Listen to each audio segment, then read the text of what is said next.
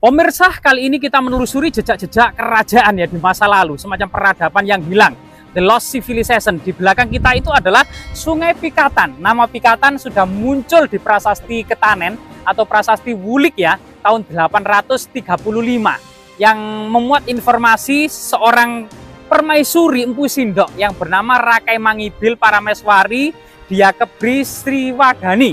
Ini telah meresmikan bendungan Wulik yang terdiri dari dusun 5 dusun ya, Pangiketan, Panghawaran, Busuran, Padi-Padi, dan Pikatan. Diduga memang lokasi ini, desa-desa itu ada di sekitar lokasi ini karena memang prasasti ditemukan di Wulik ya, di Desa Ketanen. Dan informasi juga bahwasanya prasasti ini memuat informasi tentang peresmian bendungan antara lain Bendungan Wulik, Uwatan Wulas, Uwatan Tamnya, dan Kahulunan. Jadi ada 3 bendungan yang diresmikan ya. Dan coba kita menjelajahi.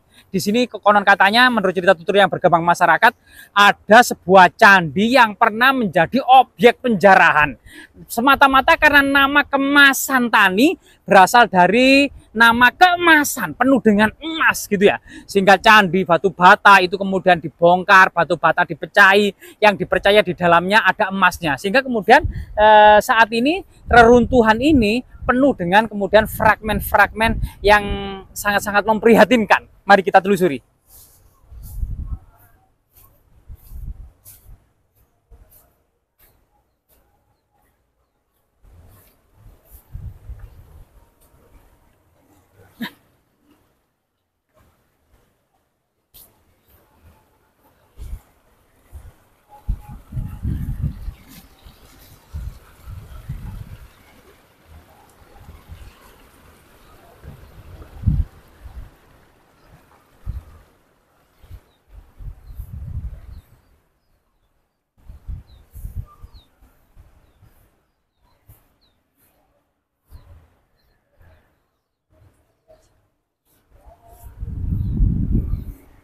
Yang artinya ada penemuan prasasti masa Empu Sindok di lereng utara Gunung Welirang.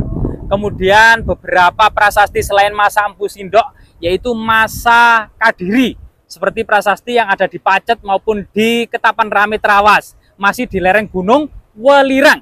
Begitu juga prasasti-prasasti masa Singosari, prasasti Pabrik Kesono tahun 1275. Bersamaan dengan pengiriman ekspedisi Pamalayu Singosari untuk menaklukkan Dharmasraya yang ada di Sumatera, termasuk beberapa jejak-jejak baik itu kemudian arca, linggayoni, struktur candi yang diduga memang masa Singosari, sehingga kemudian lereng utara Gunung Welirang ini sudah menjadi prioritas perhatian para raja-raja baik masa Empu Sindok, Medang, masa Kahuripan, Singosari, atau sebelumnya yaitu Kadiri, dan masa kerajaan Majapahit.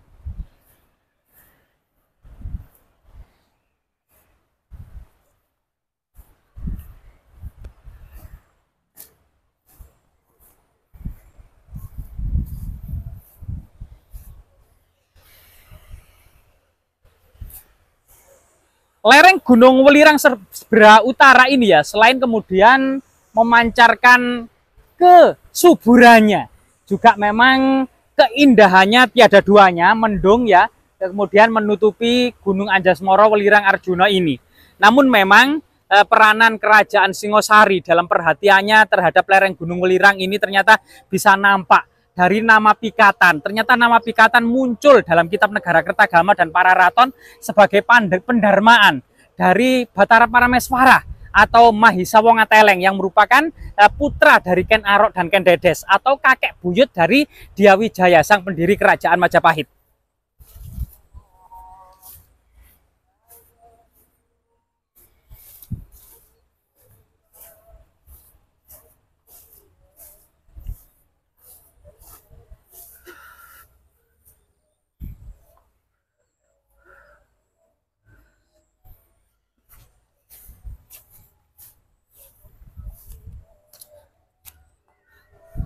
Jadi di tengah ladang jagung yang baru saja dipanen ini ini ada semacam struktur kuno ya, yang dahulu yang ini diidentikan dengan harta karun kerajaan Majapahit yang penuh dengan emas, intan, permata, sehingga banyak sekali kerusakan-kerusakan yang terjadi selama tahun 1960 sampai 1990.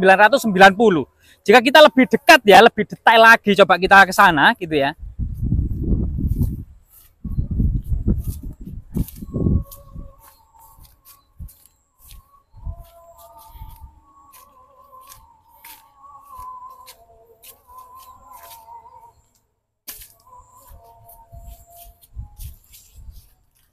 Lah, di sini terlihat ada jejak pembersihan atau kemudian juru pelihara mungkin merapikan jalan ini ya dengan kemudian menggali sebagian tanah, dan kita lihat ada banyak sekali kemudian fragmen kuno ya, batu bata kuno gitu ya. Nah, coba lihat ya batu bata kunonya, bahkan batu bata ini jejak kemudian memiliki ragam hias yang sangat indah ya, yang sangat indah sekali. Nah ini banyak sekali kemudian batu bata kuno yang mencitrakan dahulunya jejak kemudian sesuatu yang sangat ragam hias yang sangat indah, dipenuhi dengan sulur gelung, ceplok, meander, pinggir awan maupun kemudian segitiga tumpal. Antefik juga banyak di sini ya. Nah, coba kita lihat ya. Nah ini ada antefik semacam sulur gelung lambang keabadian gitu ya. Nah seperti ini sulur gelung lambang keabadian ya. Nah ini juga banyak. Terus kemudian ada beberapa jejak entah apa ini ya, mirip seperti lingga atau mungkin juga batu gandek gitu ya, yang bermakna juga palus gitu ya, berpalus berdiri tegak. Juga ada semacam antefik yang dahulunya juga merupakan bagian dari struktur candi yang sangat megah. Termasuk kemudian lah di sini ada semacam pinggiran candi. Ini juga sangat banyak sekali. Jika kita keliling, kita akan bisa melihat bagaimana jejak-jejak yang tersirat dari dahulu kemegahannya ya. Jadi batu bata di sini, ini kemudian fragmennya sangat kecil-kecil ya. Diduga memang dahulu pernah ada semacam pada masanya dipecahi untuk kemudian dicari semacam harta karunnya, karena dipercaya penuh dengan emas tersebut gitu ya. Dan di sini coba di sini. Lah di sini ada sulur gelung yang ditata sedemikian rupa gitu ya, membentuk struktur, termasuk kemudian ini adalah hiasan-hiasan candi yang lainnya ya. Nah, jadi sulur gelung di sini sangat terlihat sekali gitu ya. Ini adalah bagian dari ragam hias ciri khas bangunan-bangunan kuno pada masa kerajaan Singosari maupun pada masa kerajaan Majapahit. Jadi kerajaan Singosari ini merupakan pendahulu dari kerajaan Majapahit. Kerajaan Singosari runtuh oleh serbuan Jayakatwang pada masa Kertanegara tahun 1292, sedangkan Majapahit berdiri yang didirikan oleh Dyawijaya dengan bantuan orang-orang Madura tahun 1293, 1 tahun setelah runtuhnya kerajaan Singosari. Ya, raja-raja Singosari pun banyak sekali dalam literatur kuno yang kemudian didharmakan yang menjadi cikal bakal berdirinya ibu kota dan istana kerajaan Majapahit. Misalnya kita ketahui bahwasanya Batara Parameswara atau Mahisa Wongteleng, keturunan Ken Arok dan Ken Dedes, yang ketika mangkat di Kebon Agung, kemudian dicandikan di Pikatan. Ini merupakan kakek buyut dari Sang Ramawijaya pendiri kerajaan Majapahit. Kemudian Batara Narasingamurti ya, yang merupakan kakek dari Dyawijaya, dicandikan di Kumitir yang saat ini Jatirejo Mojokerto. Kemudian ayahnya yaitu Dyah Lembutal, sang prawira Yuda, ketika mangkat dan dicandikan di Mireng, Megalo, Jombang. Sehingga Jombang dan Mojokerto yang saat ini yang dahulu merupakan telatah dari kerajaan Majapahit seakan-akan sudah dipersiapkan jauh-jauh hari untuk menjadi kerajaan besar di kelak kemudian hari oleh kakek buyut, oleh kakek-kakeknya dari sang pendiri kerajaan Majapahit.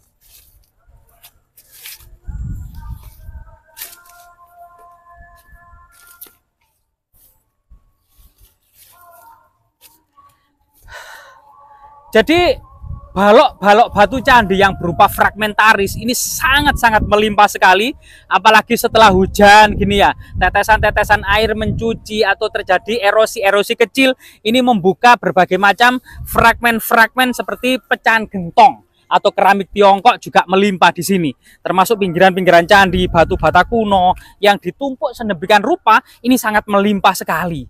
Nah ini.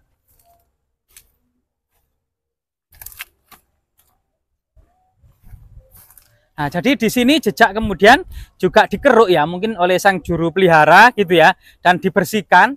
Dan kita lihat batu batanya atau balok-balok batu candi penuh dengan ragam hias juga kan gitu. Nah ini. Seiring berjalannya waktu gitu ya. Dan seperti ini kan pinggiran-pinggiran candi ya, yang juga sistemnya adalah seperti Lego, interlock dan exterlock. Itu ternyata memang Ken Arok memerintah Singosari hanya beberapa tahun saja, yaitu antara tahun 1222 Masehi sampai 1227 Masehi, yaitu sekitar 5 tahun menggantikan dan menggulingkan kerajaan Kadiri pada masa Kertajaya di Ganter, dalam pertempuran Ganter. Kemudian sebenarnya Raja-Raja Singosari setelah Ken Arok itu digantikan putranya yaitu Anusapati, ini memerintah cukup lama karena memerintah antara tahun 1227 sampai 1248 ya, masa Anusapati. Kemudian diganti beberapa bulan oleh Mapanjito Jaya tetap di tahun 1448 ya, 48. Kemudian tampillah Raja Wisnuwardana bersama Batara Narasingamurti yang memerintah antara tahun 1248 sampai 1268. Jadi sekitar 20 tahun lamanya memerintah, sehingga masa kejayaan Singosari pada masa Wisnuwardana ini berhasil kemudian memadamkan pemberontakan Linggapati di Mahibit, berhasil membangun pelabuhan dan benteng pertahanan di Cangguh Mojokerto pada masa Wisnuwardana ini, kemudian mangkat ya tahun 1268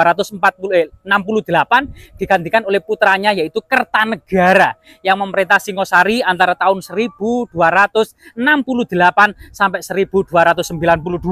Jika kita lihat beberapa literatur ini mengatakan bahwasanya Batara Parameswara atau Mahisa Wongeteleng ini kemudian mangkat dan didharmakan di Pikatan. Nama Pikatan menjadi nama sungai sampai saat ini yang ada di Kecamatan Gondang, Kabupaten Mojokerto, Jawa Timur ini, dan struktur candi yang di dekat Sungai Pikatan ini satu-satunya adalah candi ini. Nanti kita akan bisa melihat ya jejak-jejak kemegahan dan reruntuhan kuno dari candi ini.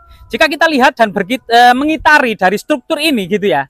Nah, di sini banyak sekali memang bongkahan-bongkahan batu candi, terus kemudian batu bata kuno ya, antefik. Jika kita ke arah sana, kita akan bisa melihat jejak-jejak kemegahan dari candi ini. Rahayu, rahayu, rahayu, rahayu, rahayu, rahayu. Jadi rahayu, rahayu. Jadi candi ini sebenarnya belum pernah diekskavasi oleh Balai Pelestari Kebudayaan secara profesional, secara integral dan komprehensif, belum pernah diekskavasi. Sehingga kemudian jejak-jejak seperti peripi, sumuran candi, ini kemungkinan masih terpendam di dalam tanah. Artinya jejak-jejak sejarah dan monumental yang penting itu kemungkinan masih terpendam. Misalnya mungkin ada prasasti, ada arca-arca yang langka, ada jejak-jejak harta karun yang lainnya, misalnya bejana-bejana perunggu atau emas dan permata. Peripi sendiri adalah merupakan wadah yang terbuat dari batu, ada yang berlubang 1, ada yang berlubang 6, ada yang berlubang 9, ada yang berlubang 12, yang ditutup oleh juga terbuat dari batu ya, ada yang berbentuk seperti padmasana atau bunga teratai, atau berbentuk kotak saja atau bulatan tertentu gitu ya, yang ditaruh di dalam sumuran candi. Bagian tengah dari sebuah bangunan candi itu ada sumuran, di sana ada lubang-lubang itu berisi emas, permata, arang, abu, rambut, biji-bijian sebagai kemudian pedagingan atau dianggap sebagai jiwa dari bangunan suci itu sendiri. Kemungkinan masih terpendam di dalam candi ini. Dan jika kita lihat ya candi ini gitu ya. Nah, di sini sebagian antefik, sebagian kemudian ragam hias masih mencitrakan ya suluran, sulur gelung, segitiga tumpal, ceplok, meander ya, pinggir awan, pilin ganda, dan berbagai macam hiasan-hiasan lainnya ya, termasuk berbagai macam keramik-keramik yang ditemukan ya. Ini jejak-jejak keramik yang penuh dengan ragam hias, kemungkinan keramik kuno gitu ya. Termasuk kemudian keramik-keramik impor dari Tiongkok ya, porselen yang bergelasir gitu ya. Ya, terutama kemudian di sini ada jejak Makara yang sangat besar.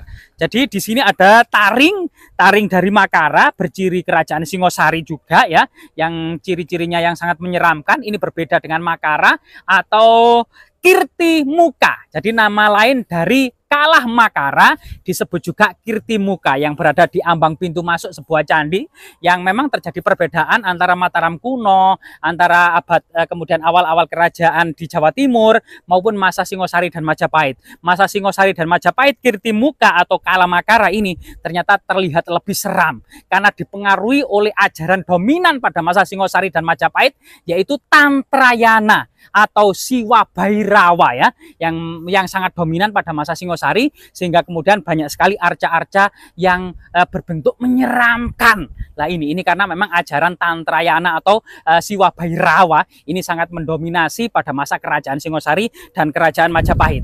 Terutama kemudian jika kita lihat ya di jejak-jejak akar-akar candi ini jejak kemudian ini bekas digali loh ini loh. Lah, ini kemungkinan akar kayu atau akar pohon atau mungkin ada penggalian secara sporadis ya oleh oknum-oknum yang tidak bertanggung jawab. Kita juga kurang tahu. Namun di sini kita lihat juga ada beberapa ragam hias, fragmen kala, beberapa kemudian sulur gelung ya, yang mencitrakan memang di sini dahulunya memang pernah ada berdiri kokoh sebuah candi yang sangat megah, yang sangat indah, mencitrakan alam surgawi berpadu dengan asrama, tembok keliling batu bata merah, gapuro di sebelah barat ya, diduga di sini memang bagian dari pojok timur laut, sebagaimana kemudian kosmologi bangunan-bangunan istana kuno. Ada bangunan suci di sisi timur laut, ada kemudian tembok keliling seluas 3 hektar, ada gapura di sisi barat, gapura masuk berbentuk bentar, ada kemudian gapura-gapura kecil berbentuk paduraksa di setiap sekatnya, ada kemudian umpak-umpak yang sangat besar yang menandakan kemudian balai kambang, mandapa atau asrama-asrama. Jadi zaman dahulu ada pakem-pakem dalam pembuatan sebuah istana atau bangunan suci ya,